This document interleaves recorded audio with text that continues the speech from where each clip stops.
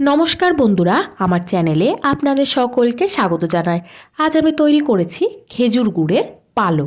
এটি বানানোর জন্য আমি এখানে কড়াইতে নিয়ে নিয়েছি হাফ লিটার দুধ। দুধটা খুব ভালো করে জাল দিয়ে নেওয়ার পরে এখন দুধটা অনেকটাই ঠান্ডা হয়ে এসেছে। এর মধ্যে দিয়ে দেব বড় বাটির 1 বাটি চালের গুঁড়ি। আমি এখানে উষ্ণা চালের গুঁড়ি ব্যবহার করেছি। সাথে নিয়ে নেব খেজুর গুড়। এখানে প্রায় 700 গ্রাম মতো খেজুর গুড়ের ব্যবহার করেছি। আপনারা চাইলে গুড়ের পরিবর্তে চিনিও ব্যবহার করতে পারবেন, তবে গুড় দিয়ে স্বাদটা বেশি ভালো হবে। এবার এর মধ্যে দিয়ে দেব জল। আমি এখানে 1 কাপ মতো নর্মাল জল দিয়ে দিয়েছি। এবারে খুব ভালো করে চালের গুঁড়িটা মেখে নিতে হবে। গুড়টা আমি গোটায় দিয়েছি, এভাবে হাতের সাহায্যে মেখে মেখে খুব ভালো করে গলিয়ে নেব।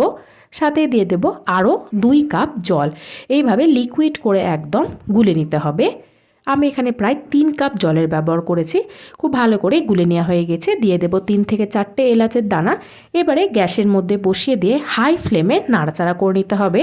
এটা কিন্তু কখনোই লো ফ্লেমে দিয়ে করবেন না, হাই ফ্লেমে দিয়েই নাড়াচাড়া করে যেতে হবে কন্টিনিউ। দেখুন কতটা ঘন হয়ে এসেছে। আস্তে আস্তে এটা আরোই ঘন হয়ে আসবে। কন্টিনিউ কিন্তু একদমই নাড়িয়ে যেতে হবে। এবারে দেখুন একদম তৈরি হয়ে গেছে। কালারটা কত সুন্দর এসে গেছে।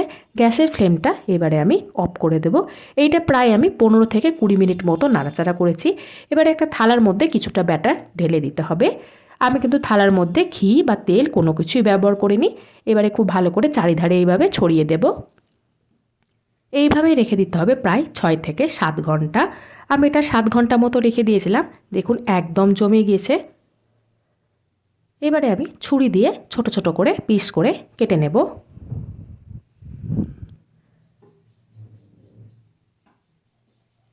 ছুরি দিয়ে আমি ছোট ছোট করে কেটে নিয়েছি। দেখুন কত সহজেই উঠে আসছে আর একদম নরম তুলতুলে তৈরি হয়ে গিয়েছে। আপনারাও কিন্তু এইভাবেই খেজুর গুড় দিয়ে পালো তৈরি করে ফেলতে পারবেন।